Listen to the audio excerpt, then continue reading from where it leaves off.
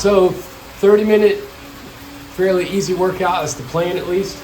I haven't actually done, I was going to go over each week my my current like training volume specifically. I waited too late for this one. I don't know if I want to do these weekly or bi-weekly or what I want to do, so I'm thinking I'm probably going to end up doing bi-weekly, and then I'll do updates on like my 14-day volume. That gives me time to film and edit. I'm super new to this. Maybe I'll speed up once I get going, and I'll try to post a little bit more often than every 2 weeks. But at least for right now, just the whole process, I'm very inefficient. Like the working out part, going on like a long run, and or even just going on a run while I'm trying to video and get interesting shots, that's been an adjustment. The run that I went on earlier today was enough of a difference that I noticed that I was quicker in the whole process already. So that alone, and this is just like my second run that I went out like with the intention of filming things as well. And I know that I've noticed that I was already quicker at the process of getting the shots that I wanted and things like that. So I assume the whole process will get quicker as I go. Hopefully. I mean, because right now it's a long, slow process to get the videos that I want, but also be able to train, because I didn't really anticipate it being as hard as it is to add. Oh, didn't start to watch. I didn't anticipate it being as hard as it is to add a video shot in the middle of my running, and I just didn't even think about the fact that, oh, if I want to get an interesting shot and I'm doing it alone, I've got to set the camera down and go get the shots. So it's an adjustment. It's definitely something that I'm still enjoying the process, though. I'm enjoying the process of learning this even this early on. So I'm looking forward to continuing to get a little quicker at it, though. Would be nice. As you can see, I got a tripod and stuff, so it makes that process a lot easier. Before, I was trying to prop my phone up on whatever I could find, and that was about the worst thing that I could possibly do, just because of the time consumption. It would take forever to find something and get the shot that I wanted. Now it's significantly easier, and that speeds it up a bunch. My plans for the rest of the week, I don't know. Like I said, I'm not on a real training program right now. I probably should be, but I'm really just trying to do as much as I can right now while I'm feeling good. I want to stay feeling good the entire time, because I know that once my real program starts in May, then I can kind of stop using my brain. If I feel bad, it's just what the program is. It's got built-in rest days. So, but this one, I want to make sure that I'm just building as much as I can while I don't get injured, I guess is the biggest thing. My knee, like I said before, it was really bothering me. And today on that run, it was phenomenal. It felt amazing. I didn't have to really think about it at all, which is really nice, because my knee has been really concerning me. I did some research, and I'm fairly certain that I had low hamstring tendonitis right here on the back side of my knee, and that if I didn't catch it as early as I did, it could have lasted a really long time. But as soon as I figured out what it was, I immediately started taking precaution and doing exactly what it says, and I think I caught it early enough that I should be okay. So I'm really excited that my knee's not messed up still. I'm also trying to figure out exactly how I want to continue to add weight training into my training, because right now I can't really do legs, because anytime that I do legs, I feel, no matter what, either the next day or later that day or whenever I run or ride the bike, I always feel a tweak, even if it's just a little bit, in my hamstrings generally, or my outside of my glute or my groin or something. I always feel some kind of a tweak. So I tend to stay away from leg training and just do upper body, chest, back, arms, all the core and stuff. And so far it's been all right doing it about twice a week. I could probably do it 3 times. My body generally feels good enough to do it 3 times, but I also don't want to overdo it. I'd rather be using that energy to ride the bike or go run. I haven't incorporated much swimming either because it's been cold, and it's so much effort, and I know that I have to swim twice a week once my block starts, and I'm not really looking forward to that just because of how much time it takes out of my day to go in the whole process. So I'm procrastinating on swimming, even though I need to be swimming too, if not just for my shoulders. I think one of the hardest parts about doing all of this training is balancing this and work and making sure that I spend enough time, with family.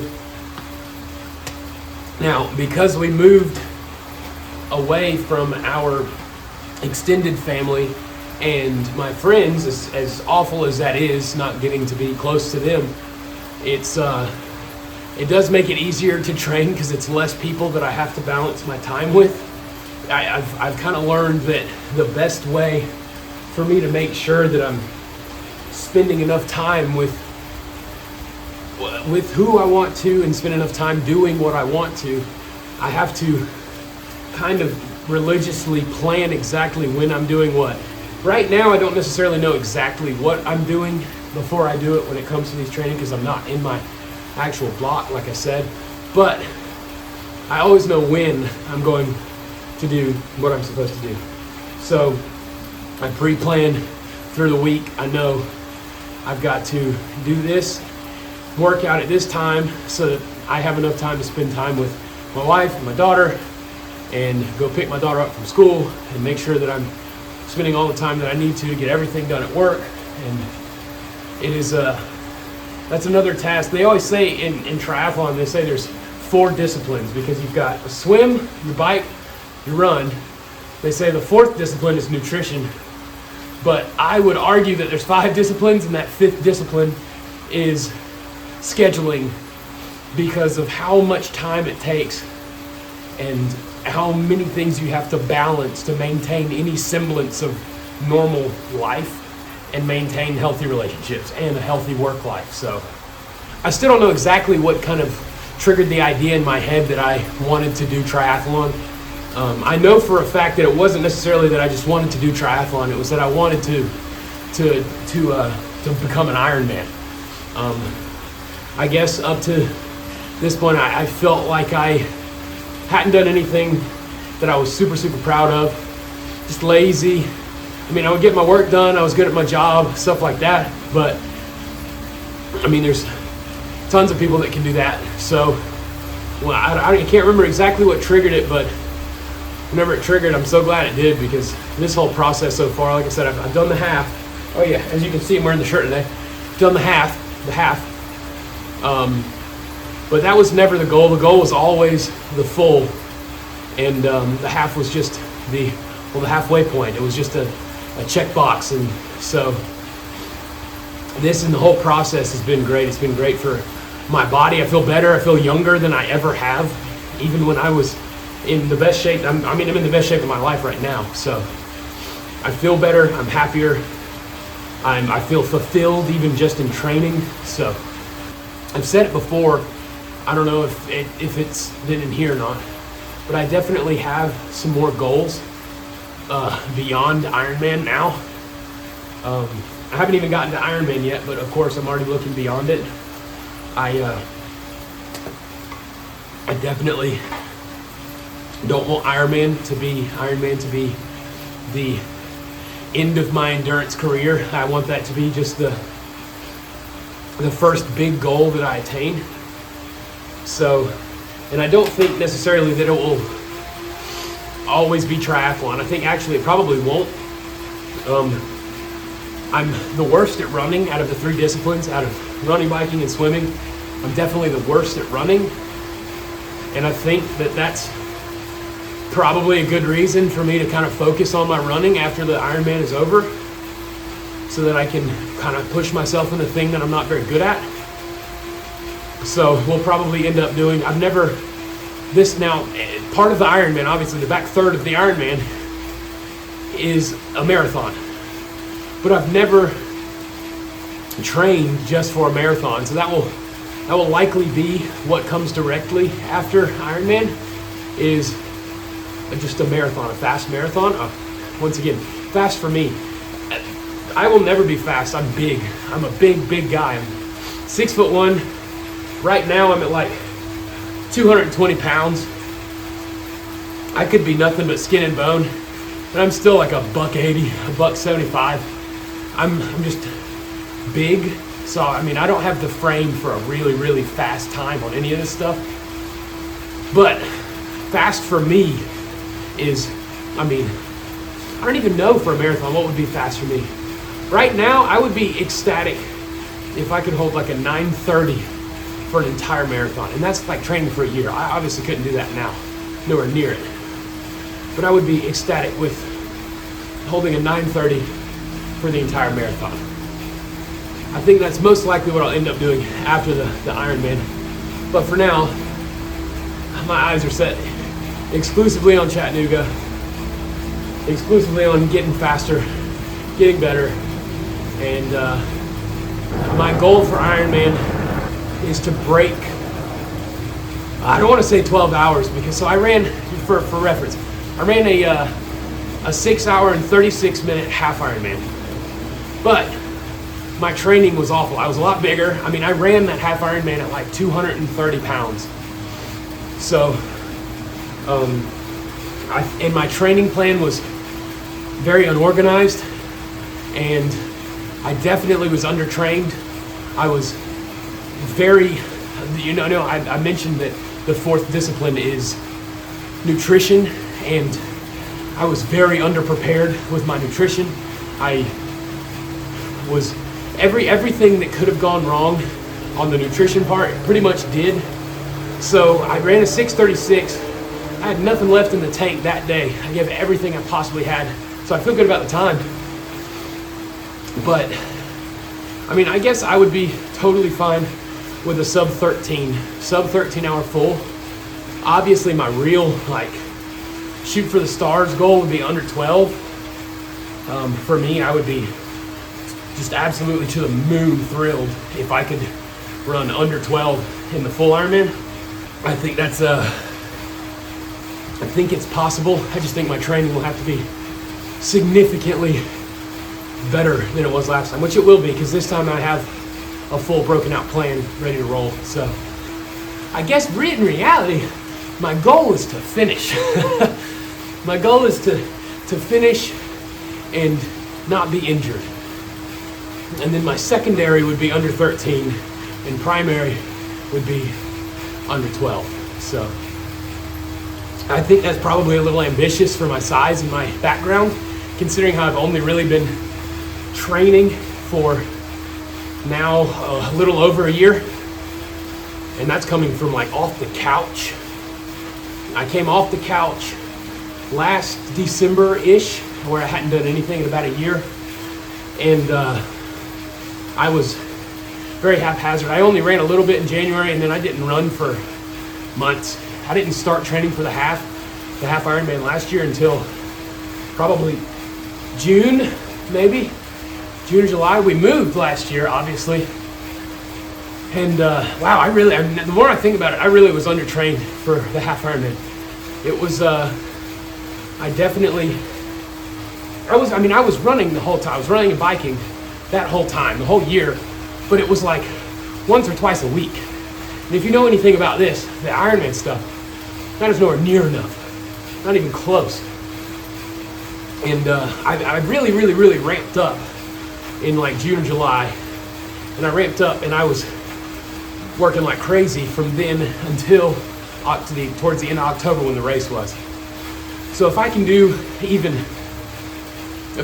what I did towards that few months, if I start in May when my block starts being that critical and that high volume, I think it's possible to break 12. Once again, I would be ecstatic. I don't think, either way, I just want to finish it. I am a guy that a year and a few months ago, I was sitting on the couch and I literally couldn't run a mile without stopping. I remember when I first started running, now that was 2 years ago, I was like 270-ish, 270, I think, 270 pounds. And I could I could jog a quarter mile. And after that quarter mile, literally a quarter mile in, I was gasping for air. I absolutely could not run anymore. And it felt like the end of the world to walk and then jog for a couple of seconds for the remainder of 1 mile, just to finish a mile. And I did that for essentially that whole year while I was losing the majority of the weight. And I got down, and obviously that helped. My joints were real bad at first, but that finally got me down to a reasonable weight. And at the beginning of this year, like I said, I still was hardly doing much. And so for coming from that to asking for a sub 12 Ironman this September, probably asking a little much, but hey, I guess if I shoot for the stars, I'll hit the moon, right? So that means I'll hit a sub 13 if I shoot for a sub 12, right? I think I can get close. I don't know, we're gonna see, I guess. All right, so just finished the 30-minute bike ride. I'm gonna check the stats out and see. I picked up a little bit of intensity towards the end. I wasn't planning on it, but it just felt really good. So I ended up probably getting into zone 3 towards the end. We'll see. So exactly 30 minutes, 2 seconds. Average heart rate was 128. Max heart rate was 149. So towards the end is when I spiked up into my zone 3. And then let's look at just the running while we're here from earlier today. Average heart rate was 150, total time 54:25. So about an hour and a half today of activity. Yeah, I feel good today too. I feel like I could do more, which is where I want to be for this section of time. I feel like I could go run another chunk, and so I'm going to be done because of that. I want to maintain this feeling through this whole section so that I can just keep not injuring myself is the biggest thing. So yeah, I think I'm going to go take a shower, spend some time with my wife and the baby, and probably eat one more time, definitely eat one more time, and then I'm going to sleep, and that'll be all for the day. So, adios.